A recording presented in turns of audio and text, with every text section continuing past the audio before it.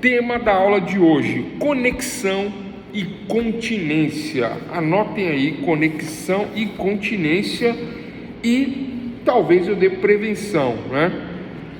Tranquilo? 3 temas: conexão, continência e prevenção. É os 3 temas da aula de hoje, e nós encerramos Teoria Geral do Processo 1, tá? E aí continuamos todo o andamento em Teoria Geral do Processo 2, seguindo aqui, né, a Teoria Geral do Processo de maneira, né, como eu sempre digo, de maneira geral. A Teoria Geral do Processo, ela é base, né, para todos os outros processos: processo civil, processo penal, processo trabalhista, processo tributário, processo administrativo. Então a Teoria Geral do Processo é a base de tudo. É uma matéria eminentemente conceitual e doutrinária. Se fosse mecânica, seria aprender o nome das peças do veículo, seria aprender a montar, desmontar, mas não fazer o processo de montar e desmontagem, mas aprender o que significa cada parte, o que é o motor, o que é a suspensão, o que é a lataria, né, e os nomes. Seria mais ou menos isso, Teoria Geral do Processo. Então, continuando aqui, né, os conceitos, né, vamos lá, né, sem mais delongas, né?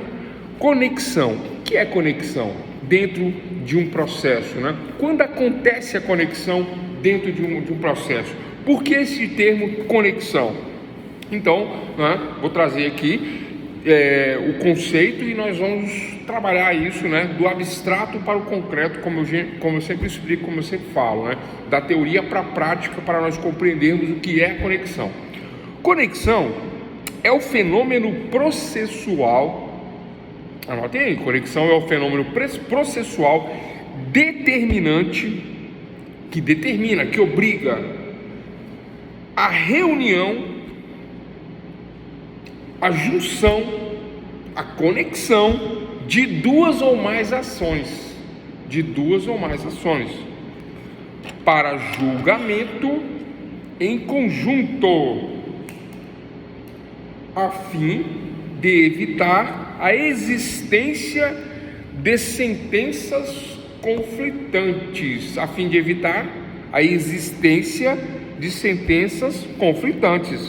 Esse é o conceito de conexão. Por que isso? Por que isso acontece, né? Quando que isso acontece? Qual é o momento? Na prática, como é que isso funciona? Olha só: evitar sentenças colidentes, evitar sentenças antagônicas, né? Colidentes ainda vai, mas antagônicas, né? É vital, é de suma importância. Esse antagonismo, né, que pode acontecer, né, o antagonismo, a contradição pode acontecer. Olha só, eu tenho casos semelhantes, eu tenho casos iguais no judiciário. Então, vou dar um exemplo. Vamos dar um exemplo, né? O casal, eu gosto de exemplo de família porque fica mais fácil, né? É mais próximo da nossa realidade e fica mais fácil nós compreendermos. O casal vai se separar. Ele quer separar-se dela e ela quer separar-se deles. Brigaram, já está um morando em cada casa. Ele contrata um advogado, ela contrata uma advogada. Advogado, né? Cada um contrata uma advogada. Ela entra na justiça e pede o divórcio. Ele entra na justiça e pede o divórcio. Perceberam?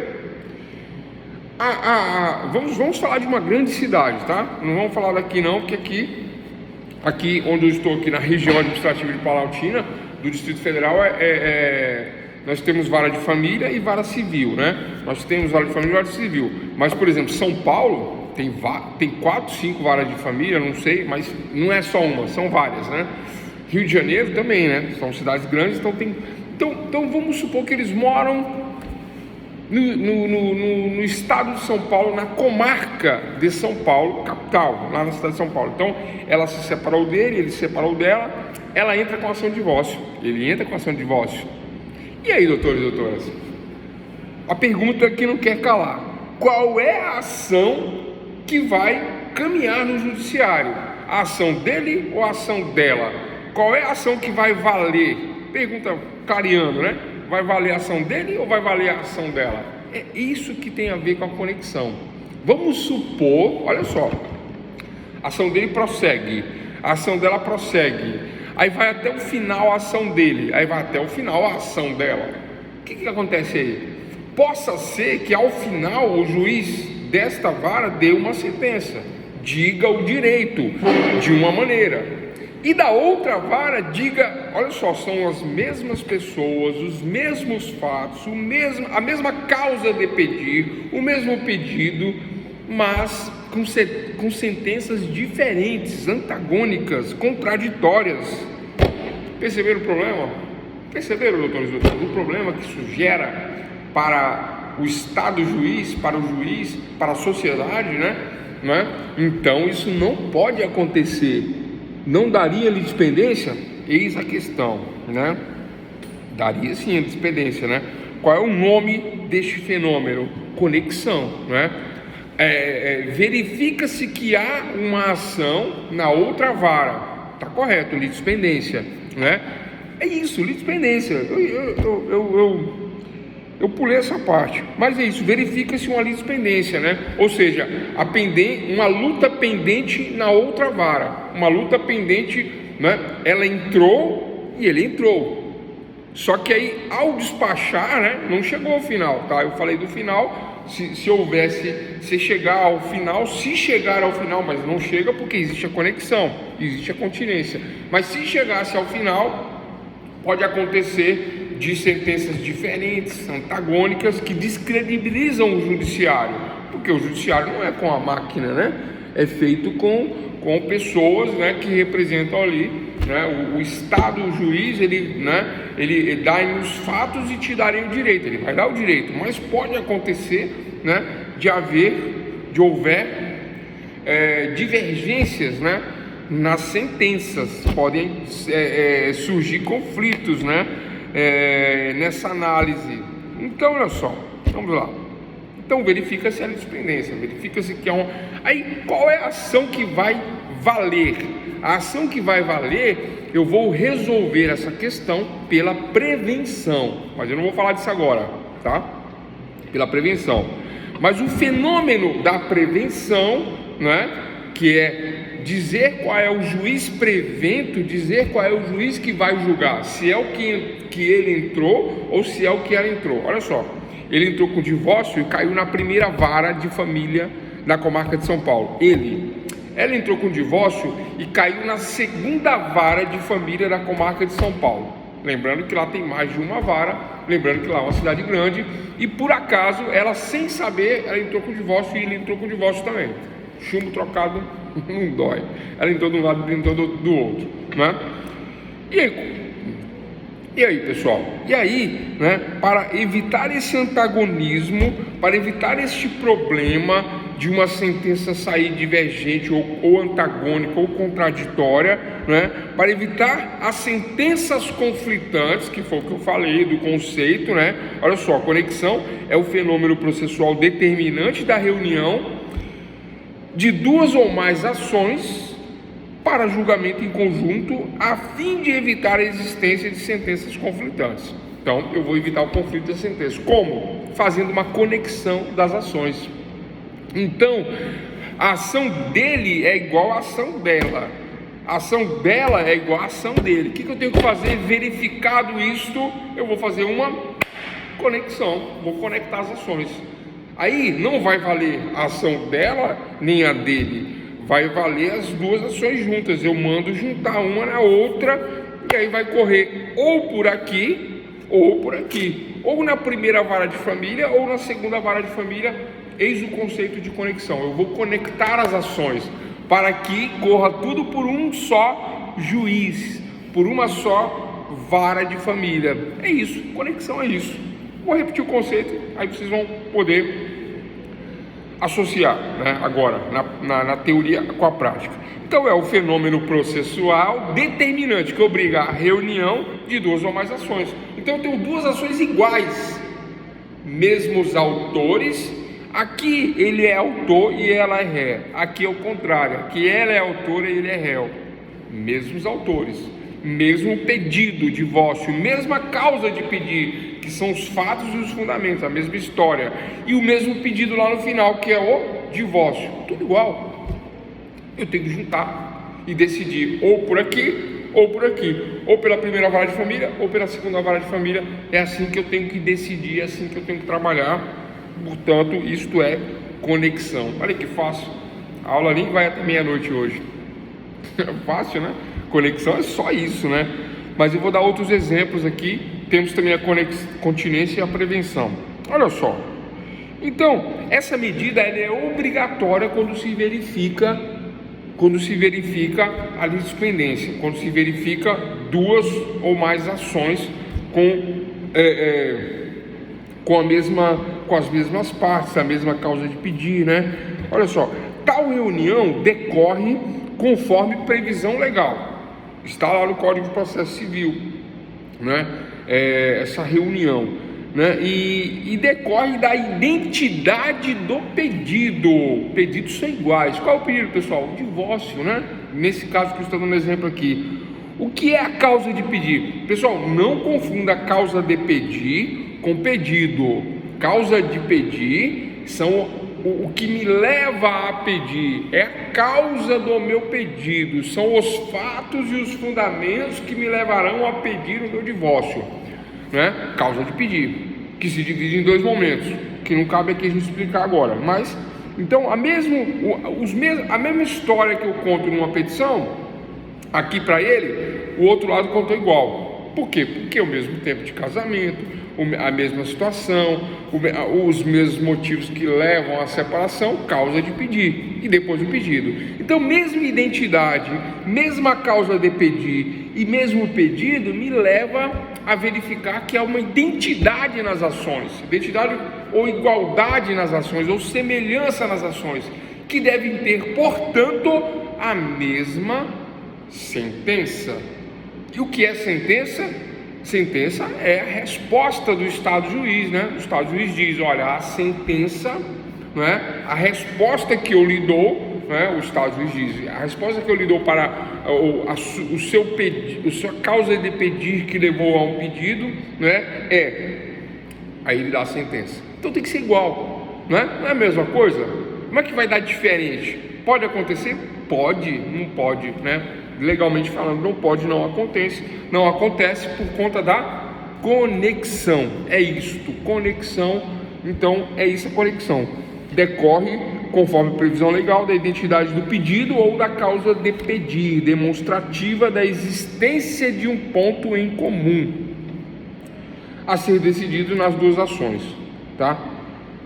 Então, o que acontece? Impõe-se a reunião, a junção, a conexão das duas ações para o proferimento de um julgamento único. Então, olha só, a ação que ela propôs aqui é jogada fora? Não. A ação que ele propôs aqui é jogada fora? Não. A ação que ele propôs aqui e que ela propôs aqui, elas vão se unir em conexão, vão ficar juntas em conexão, né? Pelo fenômeno processual chamado conexão, para evitar o antagonismo, para evitar uma sentença aí conflitante, né? E aí é isto, conexão, encerra essa questão da conexão, e aí corre por um destes dois juízes, né? E aí eu estou citando o exemplo do divórcio, poderia citar qualquer ação, estou citando o divórcio, né?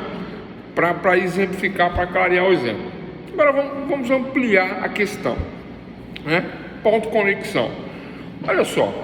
Aí vem a outra pergunta. Tudo bem, professor, então faz-se a conexão, né? Mas qual é o juiz que vai decidir o divórcio?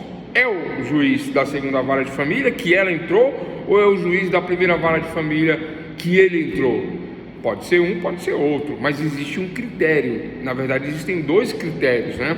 É quem entrou primeiro? É quem entrou depois? Porque ela pode ter entrado em um mês e ele entrou no outro mês do mesmo ano, mas aí vamos ao critério, né? Vamos ao instituto, ao fenômeno chamado de prevenção. O que é a prevenção, pessoal? Né? Depois eu vou falar de continência, que é a continuação de conexão. Então, por enquanto, prevenção. Vamos responder essa questão: onde vai ser julgado o divórcio? Na primeira vara ou na segunda vara? Existindo a conexão, né? Neste caso, então eu tenho que saber quem é o juiz que será o competente para julgar essa ação. Quem é o juiz que será competente para julgar essa ação, né? Que vai se reunir os feitos. Então surge daí o fenômeno agora da prevenção.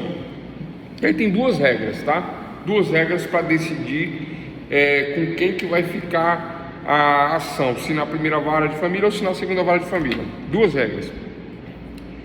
regras, né, que indicam qual é o juiz, o termo, indicam qual é o juiz prevento para julgar a ação. Indica qual é o juiz prevento para julgar a ação, é a questão, né? Então vamos lá. Então, olha só. Primeira regra da prevenção: torna-se prevento aquele que despachou, o processo em primeiro lugar. Então esse é o juiz prevento, ok? Torna-se prevento o juiz que despachou. Eu vou explicar isso com um exemplo, tá? Torna-se prevento aquele que despachou o processo em primeiro lugar. O que despachou em primeiro lugar é o juiz prevento. Como primeiro despacho, devemos entender o do primeiro juiz, agora que vem, a ordenar a citação do réu, não servindo para fixar a prevenção, a decisão que se limita a determinar a emenda da inicial. Vou explicar isso. Número 1, primeira regra para prevenção. Recapitulando, pessoal, falamos de conexão, né, de ações, e na conexão de ações, né, entendemos o que é conexão, e agora surge a pergunta, né, se conecta às ações, ok?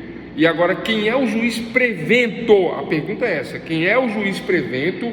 Neste caso que eu estou falando do divórcio, onde ela entrou com o divórcio em janeiro de 2022. Ela entrou com o divórcio em janeiro de 2022 e caiu na segunda vara de família, e ele entrou em fevereiro de 2022 e caiu na primeira vara de família. É o exemplo que eu estou dando, né? Um exemplo fictício para clarear, para facilitar a compreensão. Então foi isso que aconteceu. Aí a pergunta é quem entrou primeiro? Não. É quem entrou segundo? Não. A resposta é o juiz prevento, que vai decidir. As ações estão conectadas agora, né? Já explicamos o que é conexão, né? Elas são conectadas para evitar sentenças conflitantes. Já falamos do conceito, demos exemplo, né? Agora, o juiz prevento, quem vai julgar estes dois divórcios que estão conectados? Quem é o juiz prevento? Aquele que despachou primeiro, mandando citar o réu. Professor, como é que funciona isso na prática? Funciona assim, ó. O juiz pega a petição, né? Foi distribuído, foi protocolado, o juiz pega a petição. Aí verifica as condições da ação. Vocês já sabem o que é condições da ação: possibilidade, necessidade, interesse de agir. Verifica, está tudo correto. Verifica que não existe nenhum problema processual, não existe nenhum problema material, a procedibilidade no processo vai ser, né? Está tudo correto, não precisa de emendar a inicial, nada disso. Aí o juiz manda citar o réu. O juiz verifica e fala assim: não, tudo em ordem, cite-se o réu. É isto. O que é a citação, pessoal? Chamar o réu para o processo. Quem mandou citar primeiro é o juiz prevento. A outra ação conecta nessa aqui, ó, né? É isto. Vamos supor que o juiz da segunda vara, que ela entrou depois dele, ele entrou primeiro, ela entrou depois, mas o primeiro que foi mais rápido, caiu na mão dele mais rápido, não sei, né? Não é uma máquina que julga, são pessoas, né? O escrevente atuou de uma maneira mais dinamizada, né? E aí o que acontece? Ele mandou para o juiz pegou, né? Fez o que tinha que fazer e mandou citar. Então, olha só, a primeira regra da prevenção é o juiz que despachou primeiro, ordenando a citação, eis a resposta. Então, se o juiz da segunda vara, onde ela entrou com o divórcio, fez o primeiro despacho, despachou primeiro: olha, recebo a inicial, né, atendendo todos os requisitos de procedibilidade, condições da ação, etc. tal, cite o réu. Eita, pronto, acabou, é ele, o da segunda vara. Aí quando manda citar o réu, aí descobre que tem uma ação lá na primeira vara. Nesse caso, o outro processo, peraí, perdi aqui no chat. Nesse caso, o outro processo, exatamente, Eliseu, será pensado Com o processo eletrônico já corre o link imediato, e agora tem essa novidade. Assim, quando o próximo juiz for receber, já tem que fazer a prevenção. A gente vai falar dessa novidade já já, né? Então, olha só. Então é isso. Então o juiz ele dá o despacho mandando citar o réu da segunda vara. E aí o que acontece? Conecta na segunda vara. O da primeira vem para a segunda. Essa é a primeira regra para a prevenção. Este é o juiz prevento. Então qual é a pergunta? Aí vem a historinha e pergunta: qual é o juiz prevento? Né? Eu dei este exemplo, né? É isso, né? O caso de um divórcio entre um casal, ela entra, cai na segunda vara, ele entra, cai na primeira vara. Pergunta: qual é o juiz prevento no caso de conexão? Porque há conexão, né? E aí manda a prevenção. A primeira regra é essa, quando o juiz dá o despacho ordenando a citação do réu. Ponto final. Segunda regra de prevenção. Agora tem uma outra regra quando essa aqui do despacho não é. Tem uma outra regra. Vamos lá para a segunda regra, né? Por quê? Vou explicar por quê. Olha só, na primeira regra, anotem aí, doutores, na primeira regra, os juízes estão na mesma comarca. Qual a comarca? São Paulo. Lembrando da aula de terça-feira, eu falei da diferença entre região administrativa, comarca e seção judiciária. Eu expliquei, né? Tem que assistir a aula para entender isso aí, mas não custa nada repetir agora rapidinho.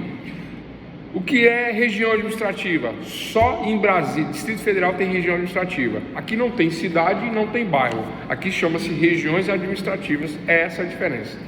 Todos os outros estados, 27 estados federados, chamam-se comarcas, né?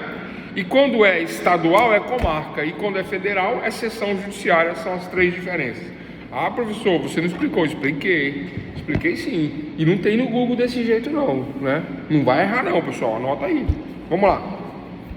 Então, na primeira regra de prevenção, é quando o território é o mesmo, na mesma comarca. Então, comarca de São Paulo, primeira vara, segunda vara, aí a primeira regra é que vale, a do despacho. Agora, no caso em comarcas diferentes, como é que faz? Eu dei uma vez numa prova de uma turma, né? Foi assim, uma turma, né?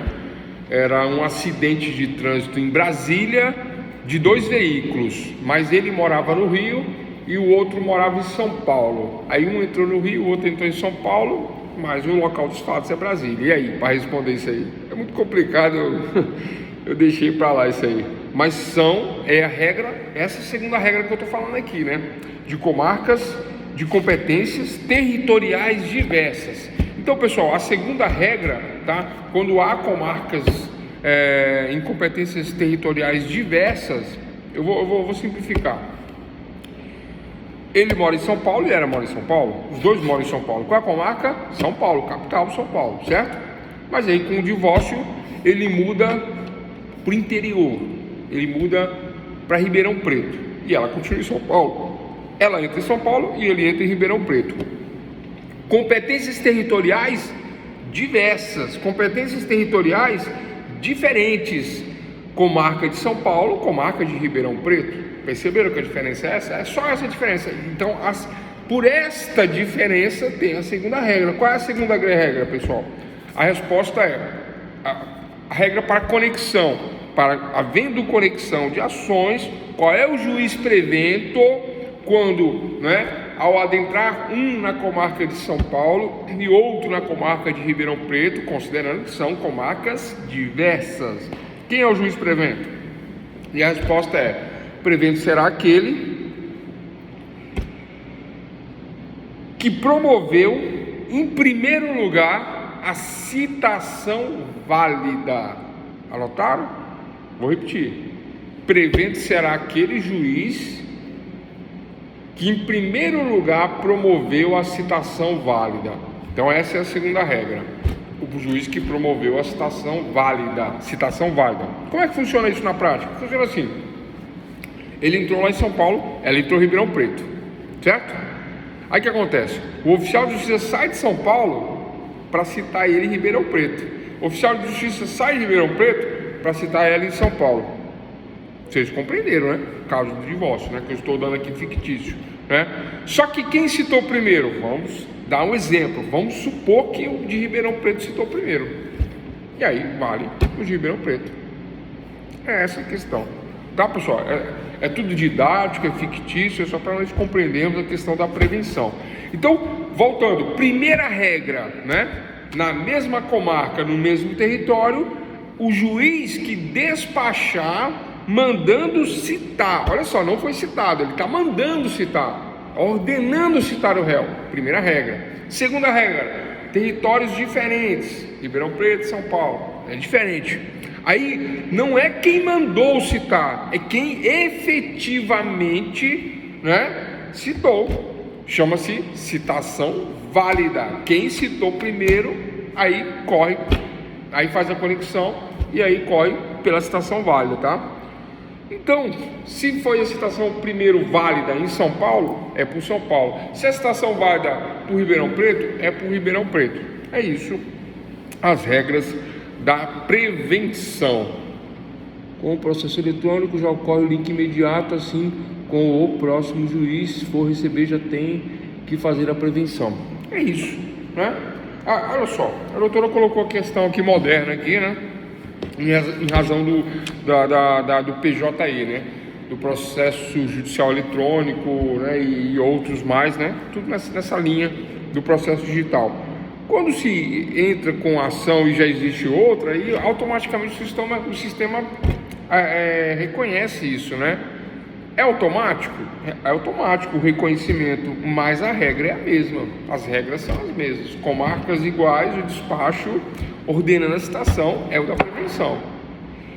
E nas competências territoriais diversas, a regra é a citação válida.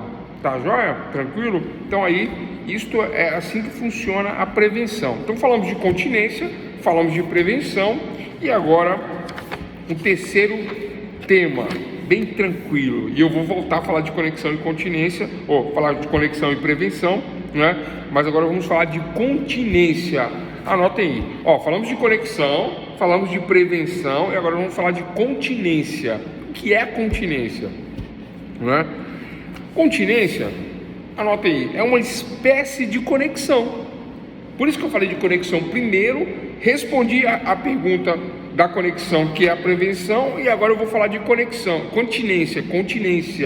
Continência é uma espécie de conexão com requisitos legais mais específicos. Ocorre quando duas ou mais ações têm as mesmas partes e a mesma causa de pedir, mas o pedido de uma delas engloba a da outra. Essa é a questão. O pedido de uma das partes engloba o da outra. Olha só, pessoal. Olha só que interessante a questão da continência. Eu vou explicar de uma forma diferente do que eu acabei de ler aqui, né? Na conexão, né? O que nós falamos anteriormente, as ações elas são idênticas, né? Na conexão as ações são idênticas. Então conecta-se uma à outra. E aí pela prevenção, nas duas regras que eu passei, se decide. É isto. Agora, na continência, as ações não são idênticas, tá? Elas não são idênticas. Elas têm sim, como eu digo, elas têm a mesma causa de pedir. Causa de pedir é os fatos e os fundamentos da ação, né? A mesma historinha. Brigaram, querem se divorciar, mesma causa de pedir, né? Mas no pedido final lá, vou dar o exemplo do divórcio de novo, né? Ele pede o divórcio e metade dos bens na ação de divórcio. Ela pede o divórcio, metade dos bens, regulamentação de guarda e pensão alimentícia. Perceberam a diferença? Qual é a ação maior? Queria a colaboração de vocês. Tá fácil, né? Qual é a ação maior aí, pessoal? Vou repetir, né? Ele entra com o divórcio, né? Ele entra com o divórcio. E ela entra com o divórcio. Conexão, só conexão. Agora não, ele entra com o divórcio, ele pede o divórcio ela entra com divórcio e pede o divórcio. Conexão, só conexão. E as regras de prevenção que nós já explicamos. Agora eu vou mudar. Ele entra com divórcio, pede o divórcio, pede partilha de bens. Ponto. Ela entra com divórcio, ela pede a partilha de bens, ela pede a regulamentação da guarda dos filhos, que aí eles têm filhos, e ela pede pensão alimentícia. Qual é a ação maior? Essa é a pergunta simples. A ação maior é a ação dela, fácil de entender, claro, claríssimo. A continência está na ação da mulher. Perfeito, doutor, aí fechou, né? Se todo mundo respondesse, eu nem ia alongar a aula, mas eu vou ter que explicar melhor esse negócio aí, né? Então vamos lá. Continência é a conexão das ações, porém, onde o pedido de uma delas engloba o da outra. Qual é o pedido que engloba o da outra? O da mulher, que pede divórcio, partilha de bens, regulamentação de visitas e alimentos. O dela tem 4 pedidos e o dele tem 2. Só que o dela, que é completa, maior, engloba a dele. A ação dela engloba a dele. A ação dela é divórcio, a ação dele também é divórcio. Ela quer partilha de bens, ele também quer partilha de bens. Ela pede, além disso, ela pede a regulamentação de visitas e ela pede também alimentos. Tudo numa ação só. A ação dela é maior do que a dele.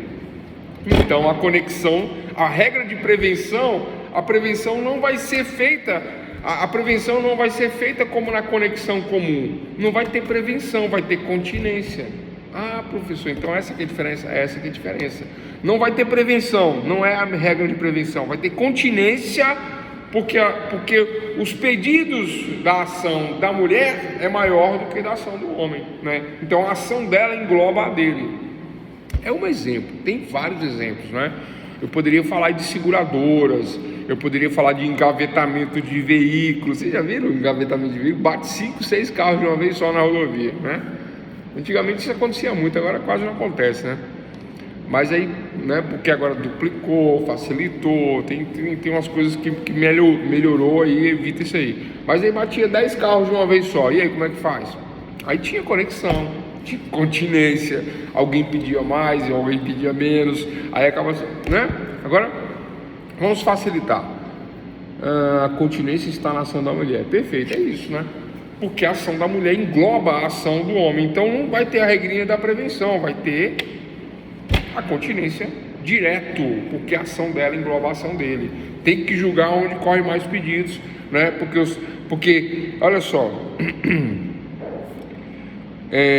então a continência ocorre quando 2 ou mais ações têm as mesmas partes, a mesma causa de pedir, mas o pedido de uma delas engloba o da outra. Vou repetir o conceito aí para vocês anotarem pela última vez. Bora lá. Se vocês quiserem, eu repito 3 vezes, 4, né? Eu falo pela última para não ficar repetitivo, né? Então vamos lá, pessoal. Então, a continência é uma espécie de conexão com requisitos legais mais específicos, né?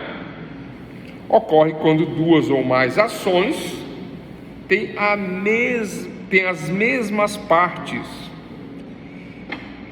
e a mesma causa de pedir, mas o pedido de uma delas engloba o da outra. As ações nem sempre são idênticas, tá? Nem sempre são idênticas, mas o pedido de uma engloba da outra, né? Nem sempre são idênticas. Então essa situação ela requer, né, ela indica uma continência, não é difícil compreender isso não. Então pessoal, falamos de conexão, falamos de prevenção, os 2 requisitos. Olha um pouco frio aqui o ar condicionado.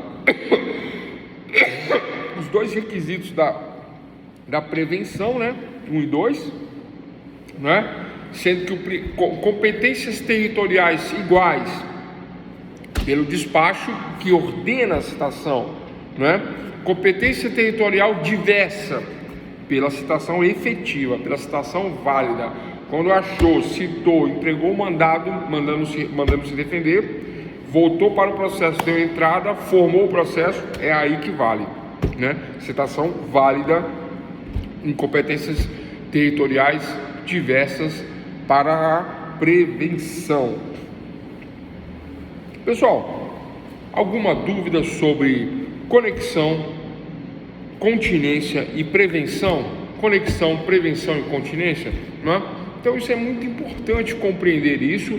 Aí qual é o objetivo destes três institutos? É, evidentemente, né, claramente, evitar a contradição, evitar o conflito, evitar o antagonismo nas sentenças. Não pode, né? Isso descredibilizaria o judiciário, né? Isso traria uma injustiça, na verdade, né? Aí entrei naquele juiz, ganhei. Entrei com a mesma historinha no outro, perdi. E aí? Aí parece que a justiça não é justiça, né? Parece que não existe justiça, né? Então evita-se esse problema com a conexão, continência e prevenção. Tranquilo? Bom, eu não ia falar não, mas eu vou falar. Quarto tema, vamos lá, né? Já que são, né, só 40 minutos de aula, vamos lá. 36, né? Vamos lá, pessoal. Quarto tema, anotem aí, conflito, vou escrever aqui no chat aqui, peraí. Conflito de competência. Quando acontece um conflito de competência, aí nós temos conflito positivo e conflito negativo, tá? Quando acontece o conflito de competência, é possível a ocorrência de divergência entre juízes quanto à sua competência para julgamento da demanda. Tem tudo a ver com as aulas dessa semana, né? Competência absoluta, competência relativa, competência em razão da matéria, competência territorial, competência em razão da pessoa, tem tudo a ver com isso, né? Essa questão que nós vamos falar agora. O conflito, quando acontece o conflito de competência? O caso do STJ, do STF. STJ é para causas estaduais, STF é para causas federais. Olha só, tem um conflito aí, não tem um conflito? Tem. Não posso entrar com questões contra o INSS no STJ, não, porque o STJ não tem competência em razão da matéria, porque as matérias são estaduais, são privativas, são estaduais, não são federais, né? Uma autarquia do governo, que é o Instituto Nacional de Seguridade Social, a autarquia do INSS é federal. Aí surge um conflito, mas vamos continuar aqui.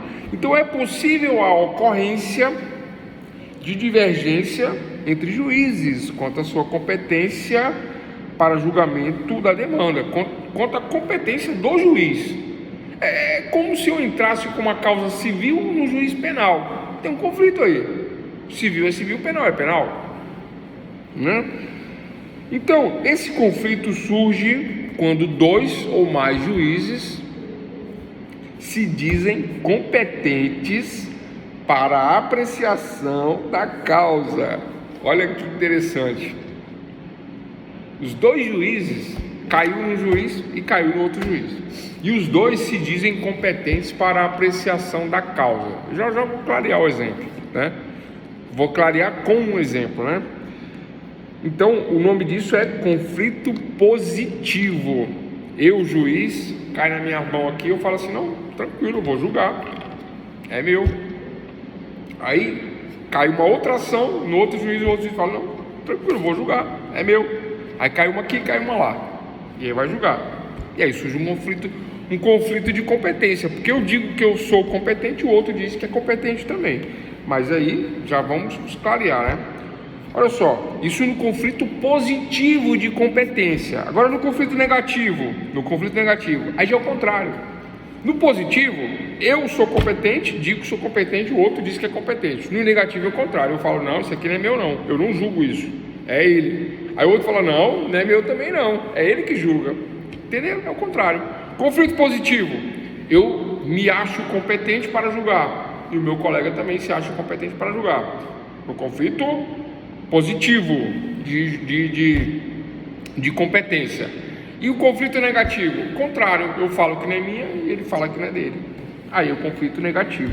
Esse Esse é o conceito doutrinário, né? Bom, e aí, doutores? Como é que funciona isso na prática? Questões conflitantes, de conflito de competência. Olha só. Aí vamos para o clássico, né? O clássico. Isso acontece, né? Isso aconteceu, né? Isso aconteceu e normalmente é suscitado normalmente, né? Suscitação que quando eu falo o termo suscitar significa tirar uma dúvida, né? Questionar, suscitar, né? Quem faz isso normalmente é o Ministério Público, né? Ele entra com a petição dizendo, tem um conflito aqui, né? Não está certo. Então, doutores, olha só, eu já até contei esse caso, né? Eu conto em várias turmas, mas eu não sei para qual turma que eu contei, então eu vou repetir o exemplo, mas como é um exemplo verdadeiro, prático, aí fica aí o exemplo para essa questão, né? Vamos lá. Conflito de competência em razão de uma matéria penal. E o crime é contrabando e descaminho. Vocês já ouviram falar? Contrabando e descaminho, né? Vocês gostam de penal, né? Contrabando e descaminho, né? E aí estava sendo julgado o crime de contrabando e descaminho, né? Do cigarro chamado Eite. Não sei se quem conhece isso. Eu vou anotar no chat aqui, Eite. Eu acho que é assim, ó. Eita, escrevi errado, peraí. Letra E-I-T-H, Eite. Então, existe um cigarro lá no Paraguai chamado Eite, que ele entra no país de forma ilegal, né? Ele não paga impostos, ele não é legal aqui no país, né? E ele, se ele passar recolhendo impostos, né? Se ele passar recolhendo impostos, mas não passa, porque é ilegal, porque não é aceito, não tem uma norma que aceita isso, né? Aí quem compra esse cigarro e revende aqui no nosso país, isso lá em São Paulo tem esse cigarro Eite. Aqui em Brasília eu vi um outro chamado, acho que é Gift, deixa eu ver se é isso, G-I-F-T-H, acho que é isso. Tem um Eite e tem um Gift, né? Então, contrabando desse caminho. Aí eu cheguei lá, né? Eu já contei essa história. Eu cheguei no fórum estadual, comarca de São Carlos, fórum estadual. Nós estávamos lá, né, e tinha aí umas 10 pessoas para serem julgadas pelo crime de contrabando desse caminho, comerciantes que tinham aí sido acusados de estarem vendendo cigarro Eite, né? E o juiz chamou a responsabilidade para ele. Vou meter todo mundo aí para lavar chão de rodoviária, aplicar multa, vou fazer esse julgamento aí. Mas o crime é federal, né? Ele chamou a responsabilidade para ele, né? O crime é federal. Estava correndo a parte das ações no juiz criminal, né? Eu até lembro da vara, mas, né, não vamos entrar em detalhes não. Então estava correndo parte das ações na vara criminal estadual e estava correndo parte das ações na vara federal. Conflito de competência. Quem é o juiz? O da federal ou da estadual? Aí temos um conflito de competência aí, portanto, pessoal, positivo. É isso, essa é a explicação, esse é o exemplo. Temos um conflito positivo aí, né? Quem julga? O da estadual ou da federal? Crime de contrabando, descaminho, né, tal, atravessou a fronteira. Aí tem que ver as particularidades do processo, né? Por que deu esse problema? Porque foi a Polícia Civil que fez o inquérito, autuou os comerciantes, fez a investigação, fez o relatório e mandou para a estadual, Polícia Civil. E aí deu conflito positivo, porque outra parte do contrabando desse caminho, que tinha, salvo engano, tinha chegado por ônibus, né? E foi parar na federal. Mas o crime é federal, não é estadual, é federal. É igual falsificação de moeda, não é estadual, é federal. Depende dos fatos, mas é federal. Dá um conflito aí. Porque aí o juiz da estadual falou, não, deixa que eu julgo, o da estadual, né? Chamou para ele, conflito positivo. E o da federal falou, não, crime federal é meu, né? Conflito positivo. Perceberam o conflito positivo de competência? Mas, qual é a regra, pessoal? Se envolve a União, se envolve a Federação, a questão dos impostos, contrabando, descaminho ou falsidade de moeda é federal. Se é federal, sessão judiciária, né, do Tribunal Regional Federal da região. É isto.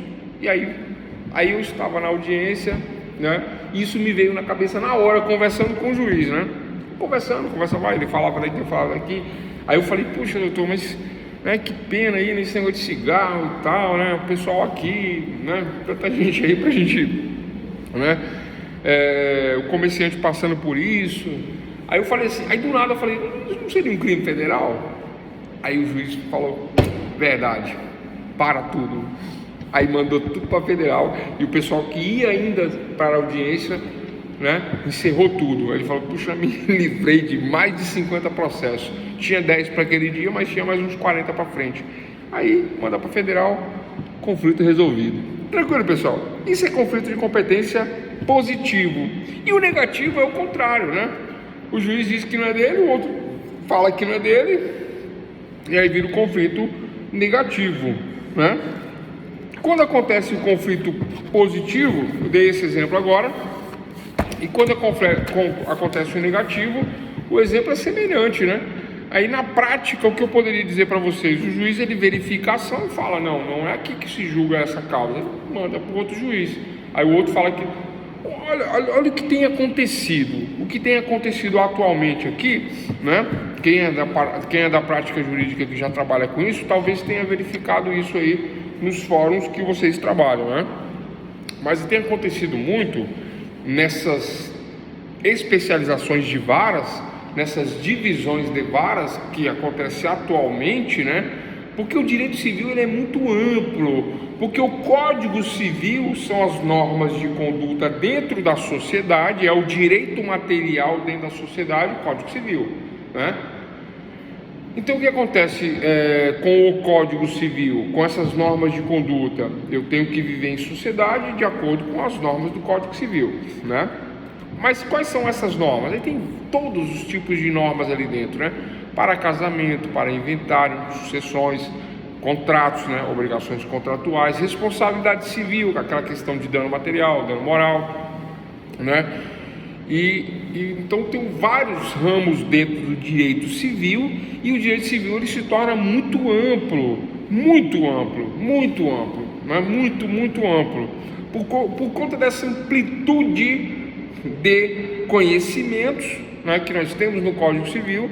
Aí, para melhorar a qualidade do atendimento do judiciário, do serviço judiciário, da prestação do Estado jurídico, para melhorar isso, nós falamos isso na aula de quarta, hoje é sexta, né? Para melhorar essa questão, o que acontece? Aí vem as divisões. Então eu tenho vara de direito civil, vara de direito de família, vara de direito, aí entendem as divisões? Uma vara só de direito civil, uma vara só de direito de família. Professor, mas direito de família não é direito civil? É, mas aí fica uma subdivisão, civil, família. Agora só, atenção, vara de sucessões. Sucessões nem é família e nem está no civil, mas sucessões é direito civil. Então eu tenho direito civil, eu tenho direito de família e agora eu tenho direito de sucessões. Olha as divisões. Perceberam as divisões? O que eu quero chegar? Onde é que eu quero chegar? Falando de conflito de competência. Onde é que eu quero chegar? Conflito positivo e conflito negativo. Professor, explica melhor então o que é o direito civil. O direito civil é tudo que eu falei, tudo que está no Código Civil, mas para facilitar, melhorar a qualificação dos próprios juízes, melhorar as decisões, aí acaba se especializando. Então civil, tira do direito civil, família. Aí fica a família especializada. Tudo que sobrar é direito civil. Tira agora do direito civil sucessões. Tudo que sobrar direito civil. É isso. Aí eu entro com a ação aonde, pessoal? De divórcio. Na vara de família? Não, eu entro no civil. Eu entro no civil com divórcio. Aí o outro lado entra na vara de família. Surge um conflito de competência. Qual é o conflito de competência aí, pessoal? Positivo. O de civil fala, não, eu posso julgar aqui. O da família fala, não, eu posso julgar também. Percebe um conflito de competência positivo? Porque os dois são juízes de direito civil. Isso é um conflito de competência positivo, né? Agora o juiz do direito civil pode falar assim, não, agora criamos uma vara de direito de família, portanto não vou julgar aqui, eu declino da minha competência e remeto estes autos, agora digitais, né? Aperta o botão, vai para o outro lado. Remeto para a vara de família, pronto, está resolvido o conflito. Então, doutores e doutoras, né? Eu acho que ficou tranquilo, eu acho que ficou fácil. Conflito de competência positivo, conflito de competência negativo, né? Tá tranquilo. Existem vários outros exemplos para isso, tá? Eu estou pegando o mais simples, trazendo do abstrato para o concreto, trazendo da doutrina para a prática, né? O pessoal fala que na teoria a prática é outra, ou na prática a teoria é outra, não sei. Não é, pessoal, é a mesma coisa, só que explicado de uma maneira diferente, onde fique compreensível, né? É isso. Bom, por fim, para finalizar, o conflito de competência, né, suspende o andamento do feito. Verificado que há um conflito de competência, ele suspende, né?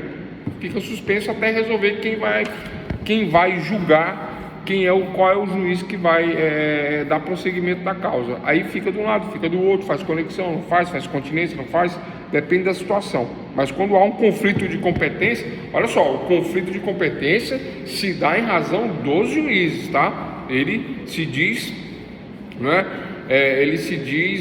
O competente para fazer o julgamento. Verificando aqui aquela questão lá da Lava Jato, né? Vamos lá, a Lava Jato. O juiz Sérgio Moro, de primeiro grau, ele se deu por competente, né? Em razão da matéria, está correto? Está correto. Os fatos ocorreram em Curitiba, o início, né? O resto foi em todo o país, né? Mas o início é em Curitiba, né? Por conta lá do doleiro lá. Então, segundo ponto, competência territorial, ok. Tá, então, Curitiba. Então, competência em razão da matéria, juiz criminal federal, Sérgio Moro. Em razão do território, Curitiba, por conta de que os fatos se iniciaram lá. Aí haviam várias pessoas envolvidas. Quem era de lá, ou de outras questões que não havia prerrogativa de foro, né? Ratione personae, né? Em razão da pessoa. Quem não tinha essa questão, né? Em razão da pessoa, que aí no caso das exceções, vocês já sabem quais são, né? Quem são as exceções, pessoal? Aqueles que têm o interesse público, da competência absoluta do interesse público. Quem é? Presidente, deputado federal, senador da República, não pode ser julgado pelo juiz de primeiro grau, que ele não tem competência para isso. Não tem nada a ver com o CEP, igual o pessoal fala, por causa do CEP mudou para o STF. Não, pessoal, houve um conflito de competência, o juiz chamou a responsabilidade para ele, falou, deixa comigo, eu julgo. Conflito positivo. Por quê? Porque o STF é que é competente para julgar. Aí o conflito é positivo, respondido, né? STF. Só que o tempo disso é que foi o problema, né? Ele deveria de ofício alegar, já arguir de ofício, é o que determina a lei de ofício, ele deveria falar, não, eu não sou competente para julgar estas pessoas, não são todos, né? Foram quase, eu não esqueci o número agora, mas foram muitos, né? Foram muitos réus na Lava Jato, foram quase 300 presos, né? Salvo engano, né? Acho que foi isso, eu não lembro dos números, mas aí o que acontece? Então, ele deveria se dar por impedido em razão da competência e enviado para o STF. O STF vai falar, como é que diz agora aí na moda aí? Recebeu. E Paulo Lula na época, mas aí passou 8 anos. TRF4, Tribunal Regional Federal da 4ª Região, que é a região ali daquela área de Curitiba, também competente em razão da matéria, também competência territorial, mas quando mandou para o STJ, olha aí, conflito de competência agora é negativo, né? Porque o STJ se deu por negativo, falou, não, aqui não se julga causas federais. Aí estão dizendo que condenou em 3 instâncias, primeira, segunda e terceira STJ, mas aí é nulo, aí é nulidade, né? STJ não tem competência em razão da matéria, e aí que se descobre a nulidade, lá do começo. Aí teve um jurista aí que falou que a competência ela é relativa quando é territorial, mas não é territorial, pessoal. Não é territorial porque o Lula não é da competência absoluta nem da territorial, é da pessoa, é em razão da pessoa, é uma prerrogativa de foro em razão da pessoa, nem absoluta nem territorial, é em razão da pessoa, é outro status, é outro instituto, na verdade. Não falei status, não, é outro instituto, né? E é isso, e é assim que funciona estas questões de competência. Então falamos na aula de hoje. Hoje acabou cedo, né? Nem deu meia-noite.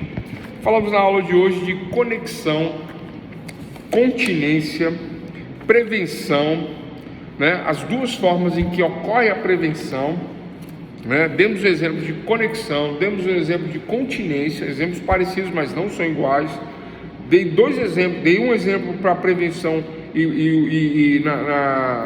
para prevenção em relação à questão do despacho, que é a primeira regra, e da citação válida, que é a segunda regra, né? Primeira regra da prevenção, comarcas iguais, né? Segunda regra, comarcas diferentes, territórios iguais, territórios diferentes, territórios iguais na primeira regra, territórios diferentes na segunda regra. E fechamos a aula aí com conflito de competência positivo e negativo, também contando umas historinhas aí para facilitar a compreensão de todo mundo. Pessoal, e se ninguém tem nenhuma dúvida, ficamos por aqui nesses 4 temas aí importantíssimos aí para a compreensão, para que não ocorram esses problemas de anulação de processo. Olha que interessante, parece simples, né? Mas é simples, né? Mas olha a importância dessa questão. E ponto final.